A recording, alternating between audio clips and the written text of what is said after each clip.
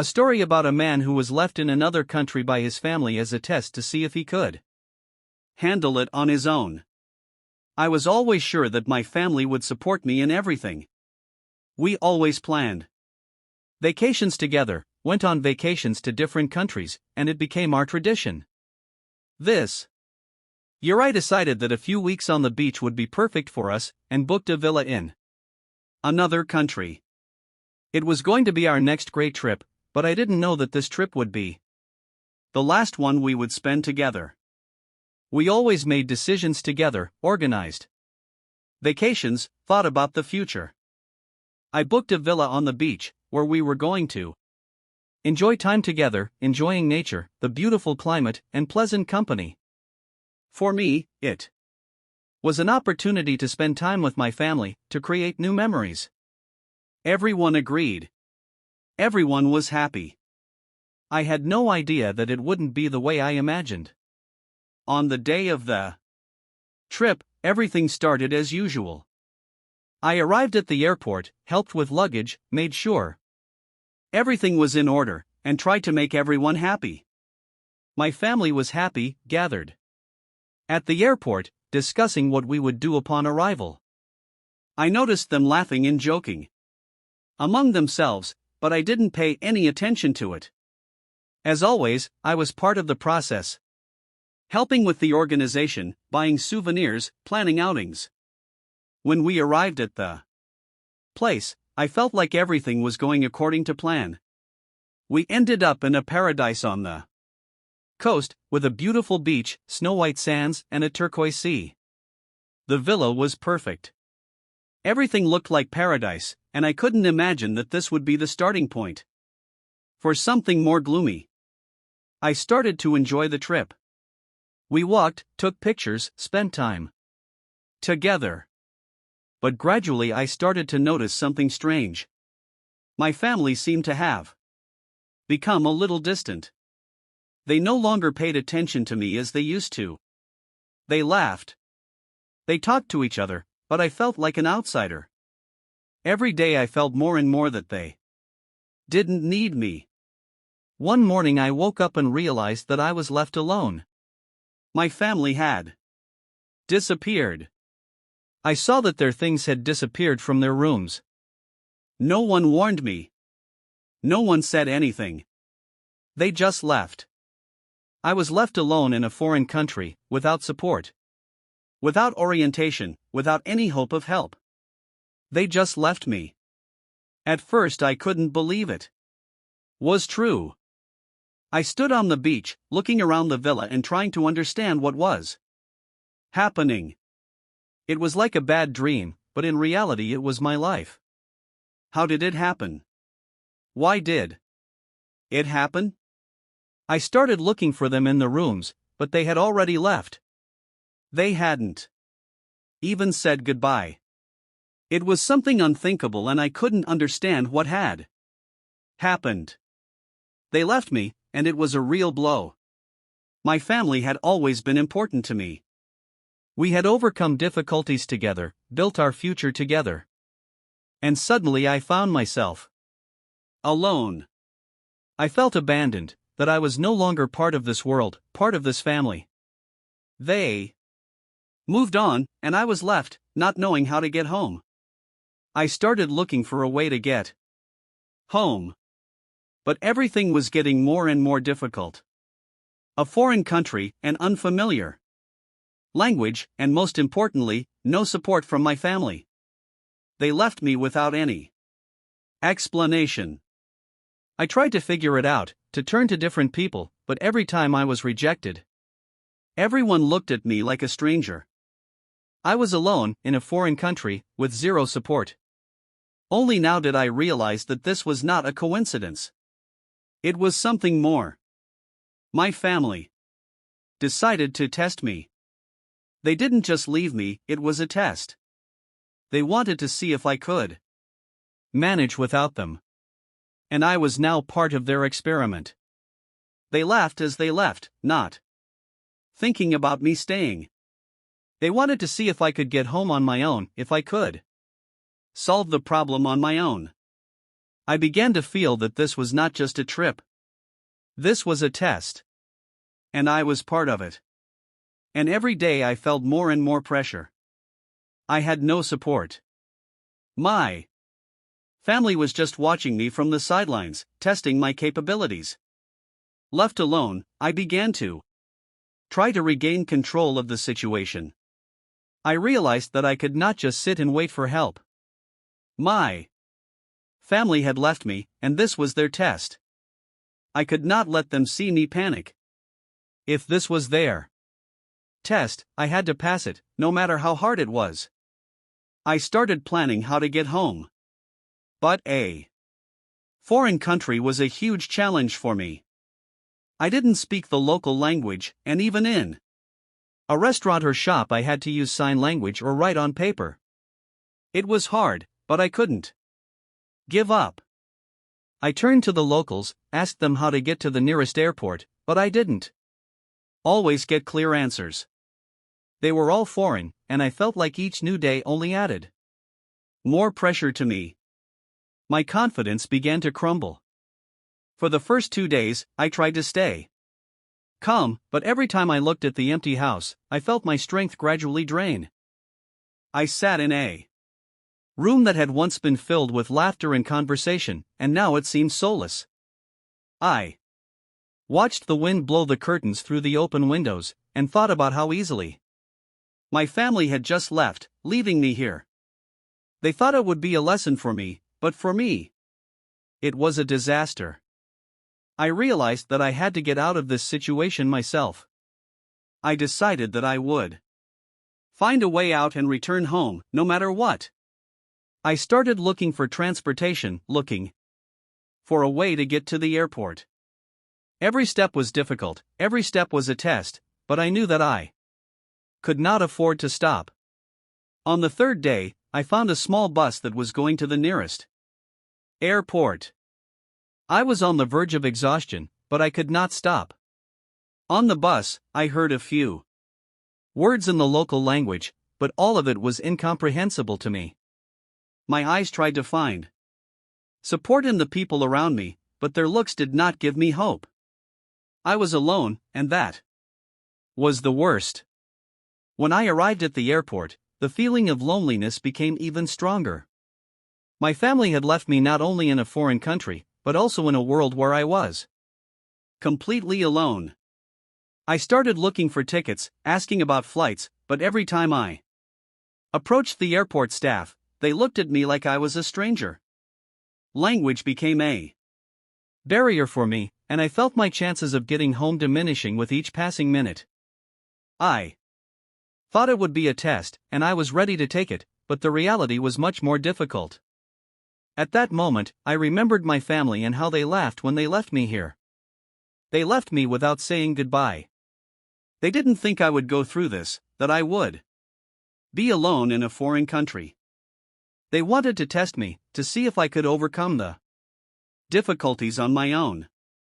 And now, at the airport, I felt like this experience had become a part of me. I couldn't let it be in vain. I had to find a way back. In the meantime, I tried to approach the airport staff again. My efforts were limited to facial expressions and gestures. I realized that the only way home was to get on any plane and fly, even if I didn't know exactly where it was going. I decided that it was better to end up in another country than to stay here, where I had almost no support. But as I started reaching out to services, I was overwhelmed by thoughts about my family. How could they have left me here so easily, without explanation? It was like a test, a trial. But why? Why did they decide to leave me alone to go through this experience on my own? These questions haunted me. I didn't know if I could handle them. But one thing was clear, I couldn't back down. I couldn't let myself break down. I was overcome with a multitude of emotions that I couldn't identify. On one hand, I felt angry. How could they do this? How could they have left me here, in a foreign country, without the Slightest hint of support? On the other hand, there was anxiety. Will I be able to get out of this situation? How do I get home when I don't even know exactly where I am? How do I solve the problem when all the paths seem blocked? I couldn't stop, I couldn't stand still. My thoughts became more and more chaotic. I started walking around the airport, looking for at least some clue, at least some words that would help me find a solution. I went to the information stand, tried to understand the flight schedule, but almost everything was incomprehensible to me. My self-confidence, which I once had, began to melt. Just yesterday I was part of a big family. I thought that I was loved and supported. And today I became a stranger in my own family. They left me here, without help and without explanation. They were testing me. They wanted to see if I could cope with the problems on my own, if I would find a way home. With each step, I felt more and more that this experience was changing me. This wasn't just a test. This was a lesson, and I was ready to learn it. I had no choice but to move forward. If I wanted to get home, I had to find a way. I went into the airport cafe and tried to order a coffee. The local languages were still a mystery to me, but I used sign language, and it worked. When my drink was brought to me, I felt a little calmer. That was my first small achievement. I might not have understood everything that was going on around me, but I had achieved at least a small goal. I started planning again. Now I knew what I had to do next. I found out that there were flights to several cities. And although I wasn't sure if they would take me home, I decided to take one of them. It wasn't ideal, but it was the only way I had. My journey was far from safe, and I felt like each new step seemed more difficult than the last. I became increasingly aware of how isolation was changing my perception of reality. I was no longer part of a family. I was alone, even in a crowd of people. My family had their reasons for leaving me here, and I began to realize that maybe this wasn't just a test. It was a signal. Maybe I wasn't part of what they had planned for me, and that's why they had sent me on this trial. I stood at the airport entrance, looking at the huge arch that marked the entrance to a world where I was a stranger. I realized that this was only the beginning. I couldn't go back to the past, couldn't go back to the family that had so easily left me here. I had to make a choice to go home, even if it meant remaining a stranger among my own. With all these thoughts, I snapped back to reality and headed for the flight. I didn't know what lay ahead, but it was the only way. As the plane took off, I looked out the window and felt my confidence slowly begin to build. I didn't know what would happen next, but I knew that now I could definitely find my way home. And all that was left was to not give up. The plane ride lasted several hours, and I felt like every minute was bringing me closer to something important, but I still didn't know what it would be. I looked out the window, watching the clouds rush by. I couldn't stop my thoughts, but I still tried to find some kind of calm place within myself. I realized that I would not look back anymore. What did I feel at that moment? An incredible gap inside me. I was, and at the same time, wasn't part of the family. I didn't get support when I needed it, but it was just my test. And although my heart ached, I knew that this was a chance to change everything. This was a chance for me to find myself. I arrived in a new city, which surprised me even more with its hustle and bustle. The airport was crowded with people with whom I had no connection. The same chaos that had once seemed like a part of something bigger was now alien. I felt completely isolated. Everyone around me was busy with their own business, and there was no one to support me. I didn't know what to do next, but once I gathered my strength, I decided that I could find my way back home on my own. My relatives were probably amazed that I was able to embark on this journey without their intervention. I had seen their laughter when they left me, but now their words were empty. My family was becoming more and more distant, and the further I moved away, the more I felt the distance between us growing. I packed my things, found a taxi, and drove to the hotel. This step was small but important. Now I was able to think calmly. During this time, I finally realized that my actions could not be subordinated to others. I had intended to return home, but I was no longer the same person who had stayed with my family. I didn't feel the same way I had when I left. This situation changed me. I wasn't just trying to get home. I was trying to figure out what this experience meant to me. At night, in the hotel, I sat there, thinking about what was happening. I looked at my photo on my phone, at old photos of us all together. And in that moment, I felt like I didn't want to be who I was anymore. I didn't want to be part of this family that had left me. I wasn't the guy who just wanted to get home. I made a decision: I would live for myself. Sometimes, to change your life, you need to not only set out on a journey, but also leave everything behind. I no longer wanted to be tied to a place or people who did not support me. I decided to find my purpose and move forward, even if it meant going alone. I set out, knowing that this was not the end, but I was no longer afraid of the future. I no longer expected support from others. This was my path. And I decided that I would continue on it, even if this path was difficult. After I settled in a new city, something new began. At first it was strange. I had no connections, no support, but at some point it became familiar. At first, I was looking for a job, and every day seemed like a challenge to me.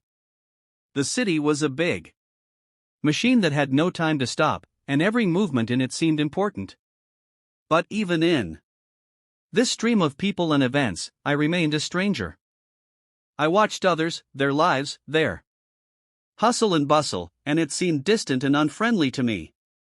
I tried to understand why everything felt this way, and somewhere deep down I knew the answer. I had left my family. But that didn't mean I had to be alone. I had to find a new purpose. Each day began with a relentless drive forward, but with each step I tried to push aside thoughts of what was left behind. My heart beat to the rhythm of the new city, but something heavy remained in my head. My pain was not the lack of support, it was in the gap that had occurred between me and those I had once considered closest to me. I no longer felt like a part of this family, even though I remained part of it by blood. What had happened had changed everything, and now I was searching for a new identity. My actions became more conscious. I was working, but I wasn't as attached to this place as I had been before. Every moment was a new beginning. For me, every day a chance to become a different person. So I focused on my work, delving into the details to forget about loneliness.